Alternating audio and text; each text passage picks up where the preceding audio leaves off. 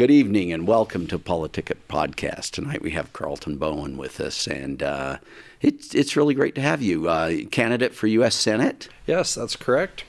Yeah, I'm running to be your U.S. Senator. I'll be on your November ballot, running to replace Mitt Romney. And I'm the only pro-Trump candidate. My GOP opponent has actually refused to endorse Trump and has called for Trump's censure. But I'm for the U.S. Constitution. I'm running on a platform of traditional values, traditional money, and our tradition of freedom. And I'm happy to tell you more about those. Well, very, very good. This concept of freedom, why don't you explain what you mean by that? Yeah, well, I think this is actually a really unifying platform pillar of mine.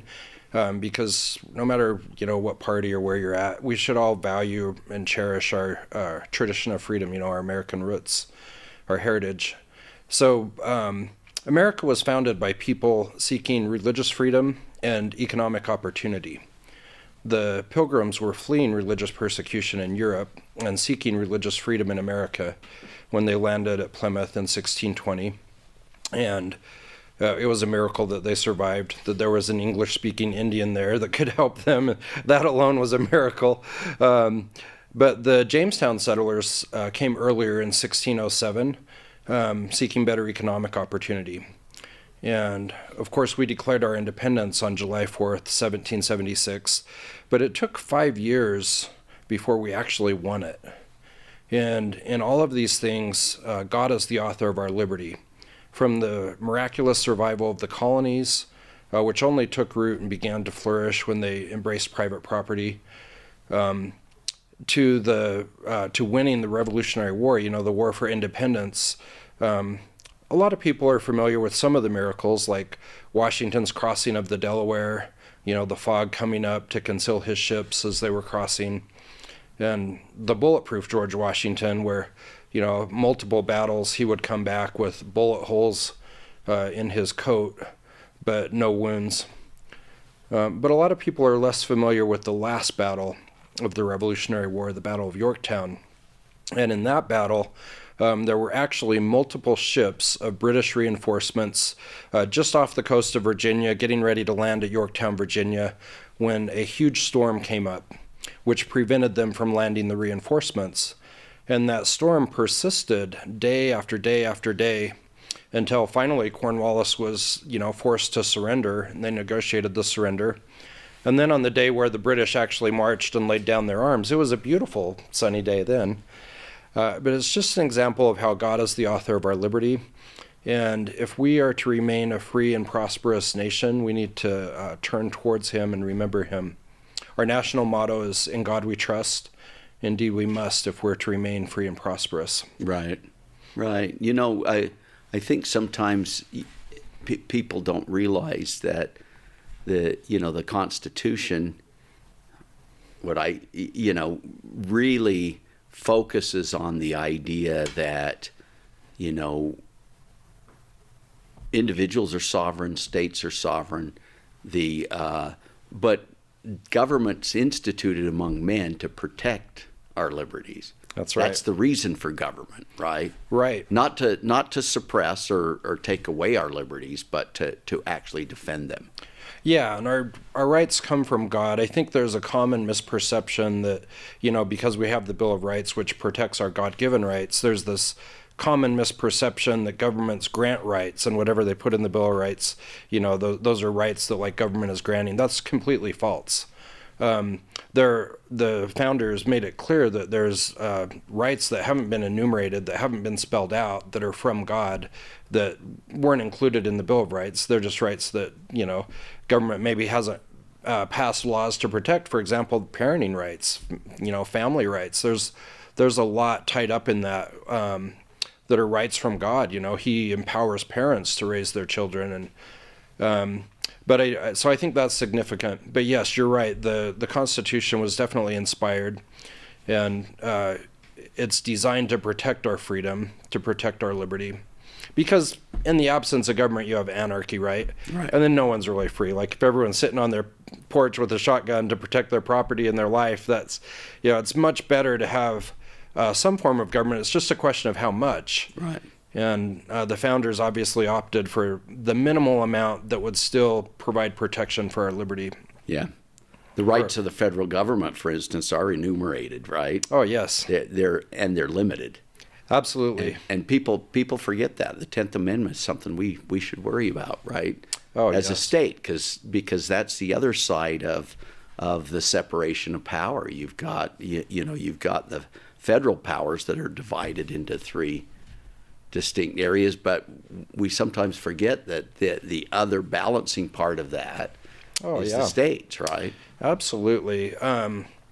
There's this whole idea of nullification, and some people think that's this radical concept. Well, yeah, it's this radical concept that Jefferson and the governor of Kentucky, implemented clear back in the founding era when I think it was President John Adams was getting out of control then with the Alien and Sedition Acts, which were basically trying to clamp down on freedom of the press. And Jefferson said, no, we didn't give the federal government, the Constitution didn't authorize the federal government to violate our freedom of press. In fact, the First Amendment protects it. And so what we're going to do as a check on that federal government is we're going to pass the Virginia resolutions, and Kentucky passed the Kentucky resolutions that basically said, hey, in the state of Virginia and the state of Kentucky, we're not following these alien and sedition laws because they're patently unconstitutional. And so we have a great historical precedent and example of how at the state level we can still be law-abiding but check the federal government when they get out of bounds, out of control. Yeah. Well, it's kind of interesting when Elon Musk bought Twitter, right, which is now X. It's interesting. I heard him say the other day that $42 million was just the cost of the right to say what you wanted. Right. Yeah. Billion, 42 billion. Yeah, 42 billion. Sorry. Yeah. 44, 42 is, it's a significant sum of money. I think he had to sell some stock, right, to be able to finance it. Right. But we still have, and I think that what Elon Musk has done with X is significant. He's let a lot of people that had been deplatformed back on the platform, and he's exposed. Yeah, including President Trump, right? Yeah. And he's exposed this unholy alliance that the government had with social media, and which they still have, frankly, where the government will go to social media and say, hey, restrict this information. That was so harmful. Right. During COVID, they were restricting it not based on whether it was truthful or not. They were restricting it based on whether it was something the government wanted said or not. Right. That's not our form of government. Well, I really liked it when he stood up to Brazil, right? I mean, he's got countries now that are going after him. He simply says, hey, we're not going to do what you want us to do. Yeah, I mean, it's interesting, but we still do have a system where it's just one man, right? You have X, that's Elon Musk. You have Facebook, that's the other guy, Mark Zuckerberg. And well, I think Elon is kind of giving Mark Zuckerberg a little bit of a backbone too. You could see being in these companies if you're put in a situation where the government wants to control you, you sometimes follow the path of least resistance, right? You certainly don't want to, some antitrust things filed about you, but yet, but I think that X is truly, they are very dedicated to promoting free speech, though. I think so. I mean, I feel like a lot of people are still suppressed. I think my X account is suppressed because I came out early on when I opened it up as being pro-life, 100% pro-life. And it's not like Elon Musk controls the entire platform, right? Right. And so there's a lot of people that work for him, and also, they have their advertising concerns and stuff like that. So who do they boost? Who do they suppress? Who do they just leave neutral? But I think they have gone back. Elon Musk said that, come to find out, if you're not trying to control everybody's speech, you can run the platform a lot cheaper. Yeah. So, yep. Yeah, and they're always finding, there's algorithms that determine what what ends up on somebody else's wall, right? Right. Based on their preferences. And I mean, I think it'll take them a long time to really figure out all those places. Well, I think that's a really great point. Like, a lot of people don't realize how controlled something like Facebook is. Switching from X to Facebook. For example, I remember when Facebook first came out, right? And you got on there and you friended people. And when you would post something, it would go to all of your friends. And that, and so people are used to that. But then Facebook changed it. And they put these algorithms in place that are very politically biased. There's all kinds of research on this, where they suppress some speech and boost other speech. So, for example, if you're a teenager and you come out like pro-family, kind of against homosexual stuff, or trans stuff or whatever, you're going to be suppressed and no one's going to see it. And the person's like, why did I not get any likes? They're thinking at least their family and friends would have seen it, right? Right. But no, Facebook suppressed it. And I think this ties into the higher suicide rates too among our teens. I think it's directly linked to these algorithms. But on the flip side, if you put a gay pride flag as part of your profile or whatever, and then do some pro-LGBT post, it goes out to everyone. Right. It goes out to the whole world and beyond. It's really pretty evil. And what's troubling is when that is promoted by government, right? Yep. I mean, Elon released a lot of documents that showed that they really were responding to pressures from the government to do certain things. With COVID stuff, but also with political stuff. Like, some people might say, well, it was a public emergency, they should suppress information. Well, no, not really. We have self-government. Right. We're not ruled by like a king and rulers. We are the government. We elect our leaders.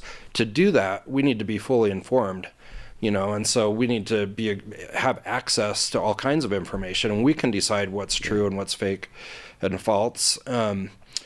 But when it's political, and that's what's come out too, is that, the government, like the Biden administration, was having political content suppressed. Right. So now you're getting into like China land. Like, right. Is this the United States of America or is this China? Right. Absolutely. Same with the lawfare. I mean, It's the United States of America. I had Ken Paxton on here, the Attorney General from Texas, when he was in town, and it was really fascinating to hear his story and what happened with him. So, yeah, and you can see that with President Trump right now. And Ken Paxton's a great example, the Attorney General of Texas. Here's someone that was standing up, doing a lot of great things, making a lot of progress for conservative causes, and they went after him hard. They tried to impeach him. Right. And I'm really thankful that he had the backing of his legislature to overcome that impeachment. Well, what I didn't realize before he came in was that the House in Texas is not conservative. Well, it is, but the Speaker of the House actually got the Democrats to vote for him, and then a small part of the Republicans, and that's how he became Speaker. And that's why they were able to impeach him in the House. But when it went to the Senate, the people were saying, no, well, I didn't even see any evidence of this, right? They didn't really even present a case. And so it was interesting listening to how he explained that. And I didn't realize that about Texas, but yeah, you're right. Hey, we're going to take a break, and we'll come right back. Yeah, sounds great.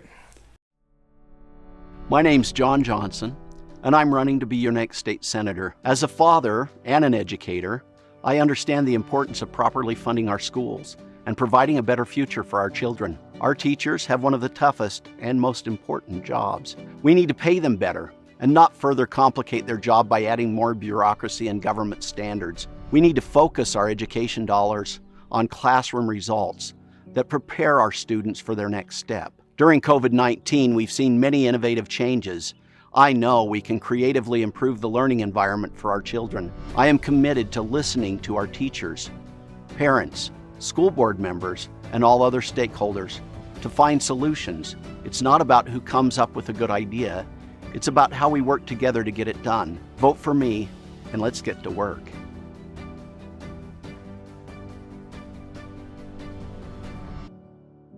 Welcome back to PoliticIt. So Carlton, we were talking about one of the pillars of your election. You had two others, so let's talk about those. Oh, I appreciate that. Yeah, the first pillar of my campaign platform is traditional values. And it almost seems silly that it's something that we have to talk about, right? It's like, oh, come on, Trish, it's so simple and basic. But we're at a time in our nation's history where we do need to stand up for our values. We need to stand up for what we believe in. So basically, boys are boys, girls are girls. There's only two genders, male and female. Marriage is between a man and a woman. Families matter a lot, and ideally have a mom and a dad. Married, trying, true. Don't lie, don't cheat, don't steal, don't kill. Honesty and integrity still matter. It's pretty basic stuff, but also very important stuff that we should be willing to stand up for. My other platform pillar, traditional money. So what does that mean, right? Well, it means more than using the gold and silver coin that our founding fathers envisioned and that our U.S. Constitution still requires, Article 1, Section 10. It also means a free market capitalist economy. Not crony capitalism where the government's promoting like one business over the other, but a true free market where it's a level playing field, whether you're big or small, and where consumers, not government, are choosing the winners and losers. It also means fiscal responsibility with a balanced federal budget and reducing the national debt. These are important things, and I have some ideas about how we can make some steps towards that. So let's talk about those. Yeah, well, you know, just about every year, I think Rand Paul runs Audit the Fed legislation. Rand Paul, U.S. Senator from Kentucky, and Mike Lee and others support that. And the number of people that support it keeps growing. But you think of everything that the Fed's involved in, they're quasi, right? They're technically privately owned, but the government decides who their leadership is, and they're a big part of implementing stuff for the federal government, especially making sure the federal government has money when it wants it, right? Right. And one of the things I was thinking about with that, our national debt's out of control, right? Right. But a lot of our national debt's actually held by the Fed. And the thing is, when they choose to monetize that debt, they exchange cash for the bonds, right? I've always thought it might be, I like this idea of auditing the Fed, but I've always thought it might be interesting if we had a system where the minute a debt is monetized, it's kind of paid for because everybody has less money at that point, right? That's what causes inflation. And so why isn't the debt retired at that point? Yeah. Right. I mean, that's the thing is it's not paid for because the government has to make payments on it that include interest. Right. So now with our federal budgets, we're getting to the point where we're paying more for interest on the national debt than the entire Pentagon budget. Or on the flip side, if you're looking at it from social benefits, like we're getting to the point where we're paying more just for the interest on the national debt than everything we're paying for, Medicare and Medicaid and those types of programs. People will always say, well, we're paying interest, since the Fed owns a bunch of that, we're paying interest to the Fed. And they're supposed to turn back the money they don't use, right? Right. It goes back to the Treasury. And that's where Paul's thing about auditing the Fed comes from, right? Where is that money going? Well, and not all of it goes. I mean, the interest, I guess, gets. So other countries buy our debt, right? So that's when it's bonds. That's before it's monetized, right? Yeah. But yeah, when the Fed makes a profit, they're supposed to return that profit, but the rest of it gets used for internal federal operations. But I think a lot of where the audit the Fed concern or legislation came from was during the Great Recession, 2007, 2008, and on for several years. The Fed got caught giving huge sums of money to other governments, to other foreign, central banks. And Congress hadn't authorized that, and they kind of slapped their hands, but they didn't really say don't do it, or there's just a lot of opportunity. If you don't audit the Fed, there's a lot of money changing a lot of hands, huge potential for corruption. Yeah. Who's the Fed giving all this money to that's totally unaccountable? Congress has never audited it, so for all we know, they could be making all kinds of people rich, including themselves. Right. I'm talking about individuals, not the institution, right? There's individuals that are in this institution that make it all work. Right. And that's just typical corruption. Well, and basically the Fed's owned by the banks. It's not owned by the federal government. Right. And so they get returns on their ownership there. And you're right. Where does all that money go? Right. So I think auditing the Fed's really important. I think something else we could do, so two different things. On the financial front, we have gold and silver coin, which technically the definition of the dollar is still a quantity of silver. And a lot of people don't realize the U.S. government still mints gold and silver coin eagles that are guaranteed by the government, both their purity and they have a stamped face value, which means they're currency. But if you go in to like a bank, let's say you take a silver eagle that's worth about $36, depending on the price of silver. If you take that into a bank and try to exchange it for paper notes or vice versa, they're just going to give you $1. Right. That's stamped on the dollar coin. But there's clearly not an equivalency between the quantity of silver in a silver coin that's the definition of $1 and these paper dollar notes that aren't even technically $1. Right. They're technically a debt instrument.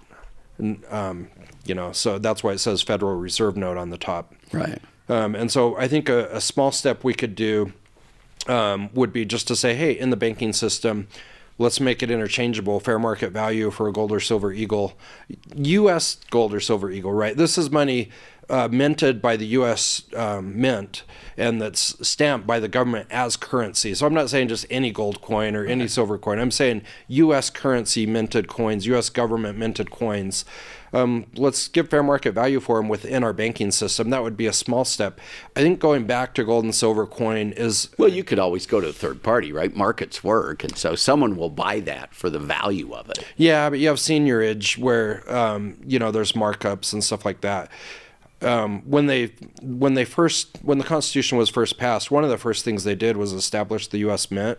And the way it worked is people that had gold or silver could take it to the mint and they would turn it into coins for free. And they would give them the quantity, like however much gold or silver they'd taken in, they would give them that quantity of coins back. And so you got this money into the economy without any seniorage, without any markup.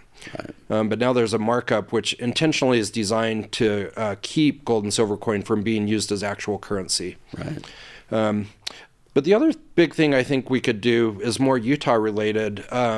We have the Antiquities Act that's just been abused. I mean, President Clinton declared the Grand Staircase Monument, which included a lot of public roads, privately owned land down in that area, down in Kanab and Kane County in that area. President Obama did the same thing with Bears Ears National Monument.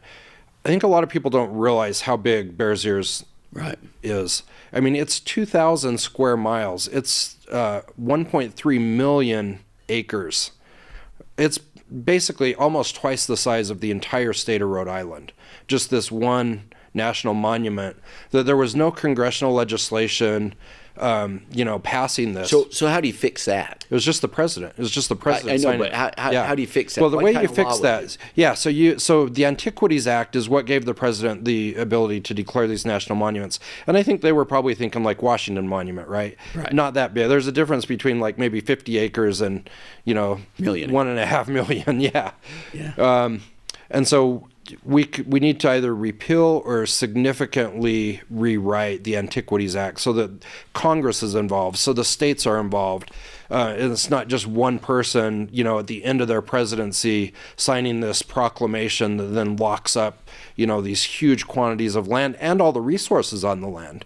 Right. The resources traditionally, San Juan County, they've been very wealthy in the past due to mining those resources. They used to mine uranium, vanadium. Vanadium's a rare earth mineral.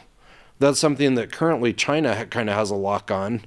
But a lot of our lands that have a lot of those rare earth minerals are locked up. We could unlock those and not be dependent, on Chinese sold minerals that they're extracting from Afghanistan. And you're not talking about the core of Grand Staircase. You're talking about all that other land, right? Or Yeah. Bears Ears. Yeah. It's all the other land that was locked up, and there are economic reasons why they did that. Right, and that kind of segues into one of the great things President Trump did with the Bears Ears Monument. So Obama had declared it, but then Trump scaled it way back. He cut it almost in half. So it's not like he did away with the monument. Right. And there were lots of people, Indian tribes and different groups that, wanted some kind of monument apparently, but it was just so huge and massive. And so he looked at it really carefully, went through a process, and then scaled that back based on input. To me, that made a lot of sense. And then Biden comes along and undid it, yeah. But what other president would have done that? This is basically a Utah issue, and here you have President Trump jumping in. It was a huge issue legislatively. Like our governor, our legislators at the time were complaining about this Bears Ears designation and how they wanted to do something about it. And Trump's like, well, Utah's 5 electoral votes, but it's more the principle than the votes, right? I'm going to help Utah. I'm going to get personally involved in an issue that this state cares about and do something that this state wants done. I thought that was tremendous. I think that's just one of several things that made Trump and continue to make Trump a great president and a great presidential nominee or candidate. Yeah. Well, we're about out of time, so Carlton, why don't you make a final pitch? Just look in there and talk to the voters. Well, I would love to. And then we'll wrap it up. Great. Well, I am the only pro-Trump U.S. Senate candidate. So even though I'm an independent American, I'm a lifelong Republican. Both in Salt Lake and Utah counties, I've held multiple roles within the Republican Party and run as a Republican multiple times. But I figured Utah had a great chance of doing a Romney-like candidate that was against Trump, that was kind of an establishment-type candidate. And so I ran as an independent American so that on the final ballot there could be a pro-Trump option. And unfortunately, that's exactly what we have on the GOP side. The GOP nominee does not endorse Trump. He's called for Trump's censure. And so I think it's important we have a pro-Trump candidate. I think these other things that I stand for are also very important. I'm for the U.S. Constitution. I'm for traditional values, traditional money, and our tradition of freedom. Can I win? Yes, absolutely. I'm on your ballot. It's up to the voters who wins this seat, and have the courage to do something different so that we can have something different representing Utah in the U.S. Senate. Carlton Bowen, thank you. Thanks for coming in. Thank Good you, to have Senator. you.